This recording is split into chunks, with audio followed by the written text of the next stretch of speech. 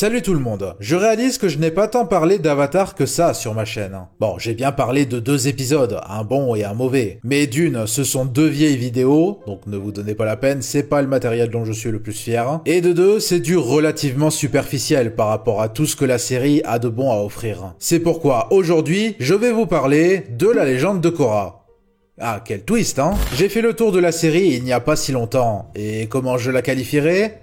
Eh bien, en un mot, déséquilibré. C'est un peu dur de juger globalement une série dont les saisons donnent ceci. Saison 1 prometteuse mais restreinte, saison 2 décevante, saison 3 excellente, et saison 4 vraiment cool. Pointer les limites de la série est servi sur un plateau d'argent, celle auto-imposée et celle venue en conséquence. Mais ce n'est pas ce qui m'intéresse aujourd'hui. Parce que Korra a du très bon matériel, quoi qu'on en dise. Et c'est de mon épisode préféré de tous dont je vais vous parler. Korra seule. Un épisode qui montre que ne serait-ce que le temps de 22 minutes, Korra n'a eu absolument rien à envier à la série mère. Je précise que c'est un épisode crucial dans le grand schéma global de la série, donc naturellement, du gros spoil est à prévoir. Si vous n'avez pas vu la série, vous pouvez partir. Je sais que vous vous attendez à une blague, mais il y en a pas. J'ai mon expression sérieuse là. Vous la sentez pas ? Bah, je sais pas quoi vous dire, moi. Korra seul, donc, écrit par le co-créateur des 2 séries, Michael Dante DiMartino lui-même, c'est un formidable épisode, à petite échelle si j'ose dire, et qui aborde le syndrome post-traumatique après une confrontation proche de coûter la vie à la protagoniste, la frustration de ne pas guérir des séquelles physiques et morales au plus vite, et la solitude.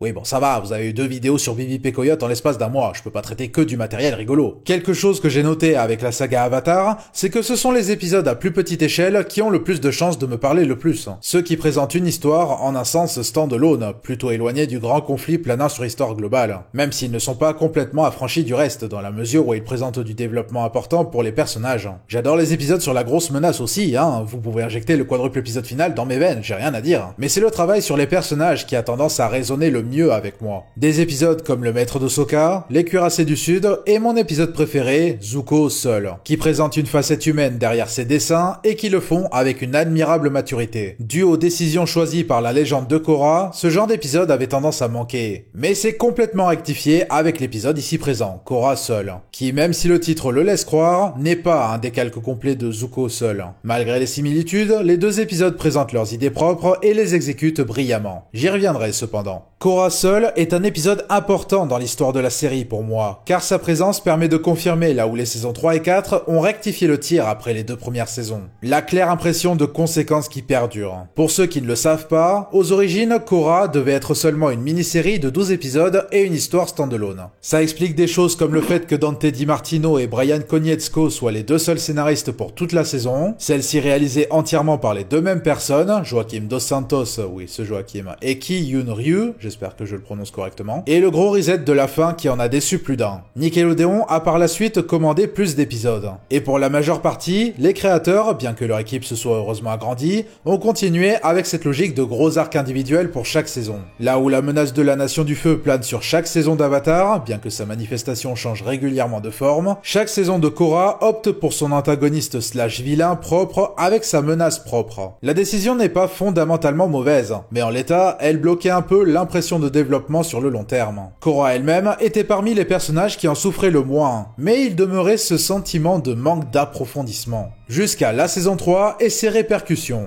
La saison 3 est un véritable pivot en faisant confronter Korra à Zahir, facilement l'antagoniste le plus remarquable de la série et franchement digne de toutes les Azula du monde. Car outre ses motivations, qui sont tout de même importantes dans le développement du personnage de Korra, Zahir est un personnage terrifiant. Et s'il marque sur le long terme, c'est aussi parce que ses actions sur Korra ne voient pas leurs conséquences balayées entre 2 saisons. Son ombre continue de planer sur elle durant une certaine partie de la saison 4. Il lui a laissé de gros traumatismes physiques et mentaux, ce qui nous mène à Korra seul. Le 2e épisode de la saison 4 lance pleinement ce dont la saison sera à propos. Le nom du livre, de la saison quoi, et balance. Et pas que la balance a apporté dans ce monde, comme serait censé le faire l'Avatar, mais la balance a apporté sur le personnage de Korra. Korra est un personnage intéressant dans sa façon de se démarquer de l'avatar antérieur, Aang. Le dilemme personnel d'Aang en tant qu'avatar, c'est qu'il souhaitait vivre comme un garçon ordinaire. C'est basiquement la grosse responsabilité qu'il porte qui a fait qu'il s'est accidentellement congelé pendant un siècle. Son tout premier réflexe en se réveillant, c'est de vouloir jouer avec les premiers enfants de sa tranche d'âge qu'il croise. Une grosse part de la série joue avec le fait qu'il souhaiterait connaître l'expérience d'être un garçon normal,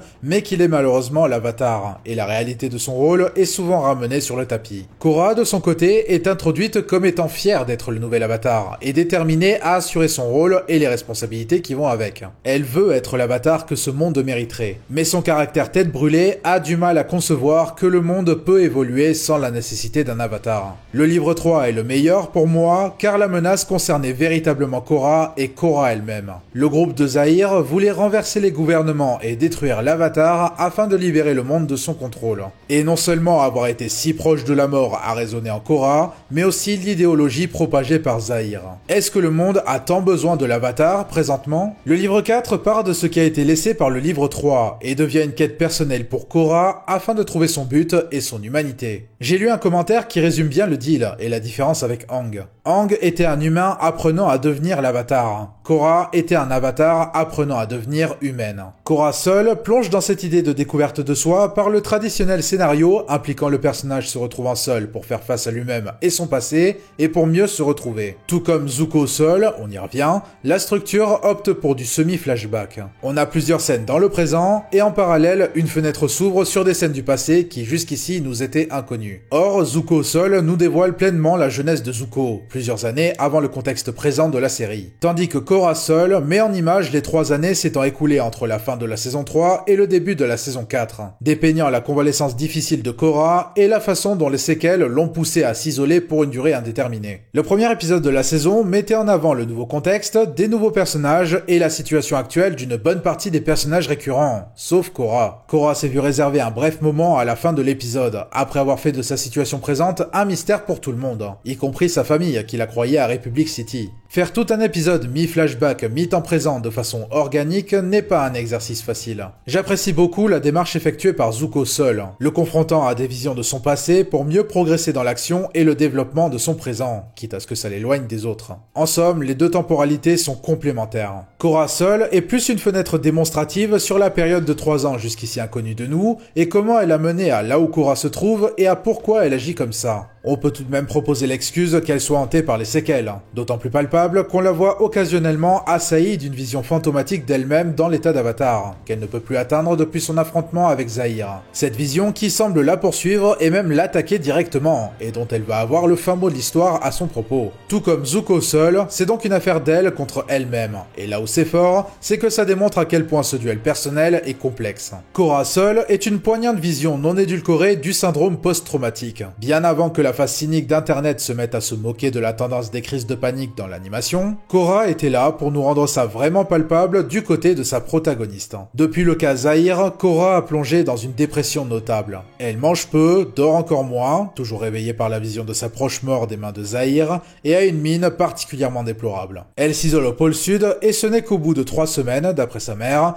qu'elle se décide à aller consulter une certaine Katara pour suivre la voie de la guérison. Dès le début, l'épisode nous fait ressentir la difficulté de la situation. Je n'ai jamais vécu de situation traumatique, donc je ne vais pas jouer mon expert. Mais le contact avec certaines personnes m'a fait savoir à quel point ce n'est pas facile à gérer. Et fait que je comprends très bien pourquoi Korra préfère s'isoler au lieu de consulter immédiatement pour recevoir de l'aide. On ressent bien la difficulté du personnage de s'ouvrir au monde depuis, et ça paraît crédible. D'autant qu'elle est initiée assez vite dans les flashbacks, tandis que Korra insiste sur le fait qu'elle veuille avoir du temps pour elle lorsqu'Asami lui propose de l'accompagner là-bas. L'épisode met aussi en avant le fait que ce soit un processus plus long qu'on puisse le croire au début. Korra pense partir pour 2-3 semaines, et en 2-3 semaines, elle n'a fait que s'isoler de ses parents et du reste du monde, avant d'enfin opter pour l'option Katara. Ce qui ne veut pas dire que les choses iront vite à partir de là non plus. L'écriture a la sage initiative de ne pas édulcorer le processus, ce qui est d'autant plus impressionnant que c'est quand même l'avatar que l'on suit. Un être plus puissant que le Pékin moyen, et qui jusqu'ici a montré un caractère particulièrement tenace contre vents et marées. Elle est rendue vraiment humaine, et ses premiers pas sur la voie de la guérison souhaitée sont bien traités comme des premiers pas proches de ce que n'importe quelle personne personne dans une situation similaire peut traverser. L'accent est judicieusement mis autant sur les répercussions physiques que les répercussions mentales. La torture subie des mains de Zahir a paralysé la partie inférieure de Korra, confinée dans un fauteuil roulant depuis. Et Katara signale à Korra que la guérison ne dépendra pas seulement des soins donnés et des exercices de rééducation suivis, mais aussi de la volonté de Korra. Ce qu'elle met en pratique en demandant à Korra une simple chose,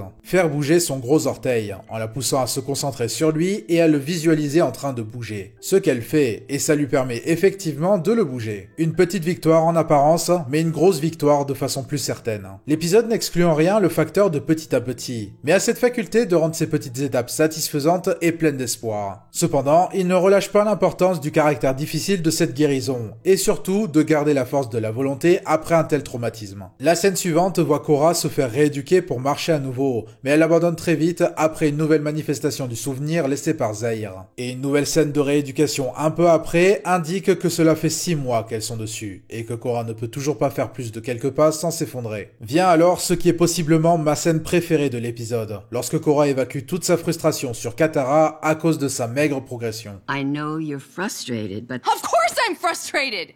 A crazy man poisoned me, and now I can't dress myself, or cook for myself, or do anything for myself. And this whole time, my friends have been off helping the world while I'm stuck with you, and you can't even heal me! Et frustration est le mot-clé, et cette simple tirade met en exergue le trouble traversé par Korra à cause de cette situation. C'est une frustration générale qui couvre plusieurs choses. 1. La frustration de ne pas progresser dans la guérison. 6 mois, c'est long, surtout quand on est promis, et quand on se promet au début que ça ira plus vite. Et pourtant, 6 mois plus tard, elle est submergée par la perspective de ne toujours pas pouvoir bouger et effectuer des actions comme se changer et cuisiner en autonomie. C'est tout à fait naturel d'être frustré dans ce genre de cas. Par le passé, j'ai fait un stage dans un centre de réadaptation pour personnes ayant présenté des troubles de santé divers. Et je peux vous certifier que le désarroi chez une personne quand on lui dit que son processus de réadaptation sera plus long que prévu peut vraiment se lire, et peut vraiment se comprendre. Korra pousse plus loin la force de sa volonté après une petite discussion avec Katara, et réussit éventuellement à faire plusieurs pas sans succomber à la chute. Puis nous avançons plus loin dans le temps pour voir Korra en pleine possession de ses 2 jambes et semblant aller mieux. Mais malheureusement pas complètement, car un combat d'entraînement indique qu'elle est toujours hantée par Zahir et qu'elle est incapable de mener un combat sur le long terme. Et les mois de rééducation se transforment ainsi en années. Korra sent un tel manque de progrès, même à force d'entraînement et de méditation, qu'elle finit par confier à Asami en lettres qu'elle s'inquiète de l'éventuel fait qu'elle ne guérira jamais complètement. Cela se conjugue à 2. La frustration de rester bloquée, tant dans la situation de rééducation que dans le lieu où elle est confinée. Le monde continue de tourner, et elle passe 3 ans au pôle sud.